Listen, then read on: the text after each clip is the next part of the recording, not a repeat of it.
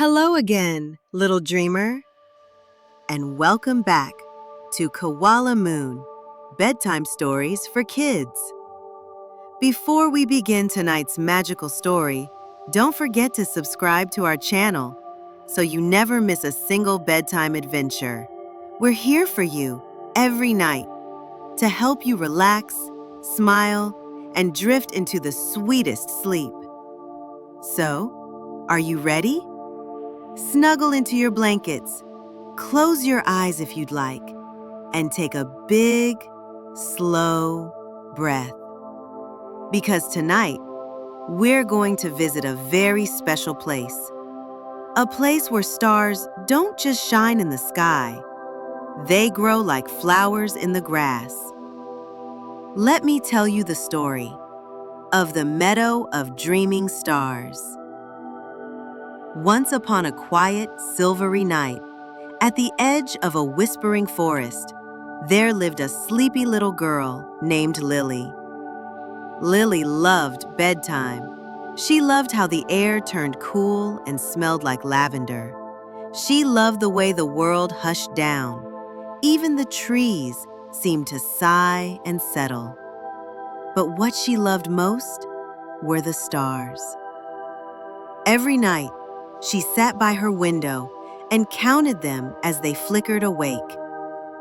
1, 2, 3, sometimes all the way to 100, until her eyelids felt heavy and the stars blurred into her dreams.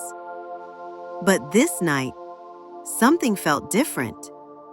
As Lily reached 78 stars, she noticed a faint shimmer below her window, not in the sky, but in the field behind her house. She rubbed her eyes and looked closer. Yes, there it was, little golden lights dancing in the tall grass, swaying with the breeze. Her heart thumped with quiet excitement. Slowly, she slipped out of bed, tiptoed across her room, pulled on her soft slippers, and crept down the creaky staircase. The door opened with a soft sigh, and she stepped into the cool night air. The world outside was still and magical. Crickets hummed a sleepy song. The moon hung low and full, spilling silver light across the meadow. And there, just as she'd seen from her window, tiny golden lights glowed among the grass. She gasped softly. They weren't fireflies. They weren't candles. They were stars. Little glowing stars nestled right there in the meadow, blinking and giggling quietly like children trying not to wake their parents. Lily knelt down, her fingers brushing against one. It wriggled like a warm pebble and let out a gentle sound, a bell-like giggle that tickled her ears. "Hello?" Lily whispered. The stars shimmered brighter and "You're not usually awake at this hour," Nova teased softly. "But since you are, would you like to see where stars are really born?" Lily's breath caught. "Yes, please," she whispered. Nova sparkled so brightly it made her squint, then called out in a sing-song voice, "Koji, she's here!" Suddenly, a ribbon of moonlight spilled down from the sky, curling and shimmering like spun silver. And descending on that ribbon, wrapped in his cozy moonbeam blanket, was Koji the koala. Koji floated gently down and landed beside Lily.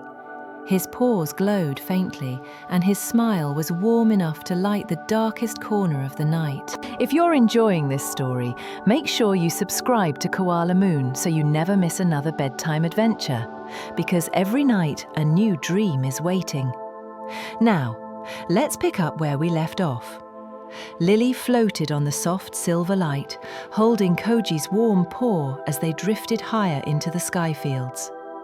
Below her, the world had become a quiet, dark sea of clouds, and above her stretched a sky so vast and full of colour she almost forgot to breathe. Here, the stars didn't just shine, they moved. They danced, spun, and painted ribbons of light across the black velvet night. It was like stepping into a dream that she didn't want to wake up from. Koji led her gently across a soft bridge of moonbeams. Beneath it, a river of stardust flowed silently, its waters glittering like millions of tiny diamonds. Nova bounced ahead of them, his little golden light guiding the way. He looked back every now and then and called cheerfully, "Keep up, dreamer. The best is still ahead." Lily smiled to herself. Her feet didn't even seem to touch the ground anymore. She floated from step to step, as though the sky fields themselves were carrying her. As they reached a hill of soft, glowing stones, Koji motioned for her to stop. "Look there," he whispered, pointing to a quiet valley below. Lily leaned forward and gasped. Below them, hundreds, no, thousands of tiny stars were being gently tucked into soft silver cradles. Some were round and golden, others small and icy blue, and all of them shimmered as they dreamed. Clouds floated by, sprinkling them with sparkly dust, while moonbeams stitched constellations high above their sleepy heads. "This," Koji explained softly, "is where the stars come to rest, before they're placed in the sky. They dream here, and when they're ready, they take their place among the constellations." Lily's eyes grew wide. She watched as one particularly sleepy star woke up, stretched and floated upward, until it nestled itself into the Big Dipper and blinked down at her cheerfully. "They're alive," she whispered. Koji nodded. "Of course they are. Every star is alive, just like you.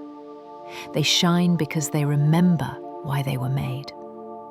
Lily tilted her head. "But why am I here?" Koji turned to her with a gentle smile. "Because, little dreamer, sometimes humans forget that they too are made of stardust, that they too are meant to shine." He tapped her chest softly right over her heart. "Your light comes from here." Nova hopped up and added with a grin, "You just needed a little reminder, that's all." Lily felt a warm glow spread through her chest. It wasn't bright like the stars, but soft and steady, and somehow even stronger. Suddenly a faint bell-like sound rang through the valley. All around them, the resting stars began to stir. One by one, they floated upward, spiraling into the night sky and taking their places among the constellations. The valley grew quiet again, and the air was filled with a deep, peaceful calm. Koji glanced at Lily. "It's almost time for you to go back," he said softly. "But first..." He led her to the edge of the hill where a small star, golden, shy and still, sat waiting in a tiny silver cradle. "This one," Koji whispered, "is for you." Lily reached out, and as soon as her fingers touched it, the star twinkled brightly and floated into her palm.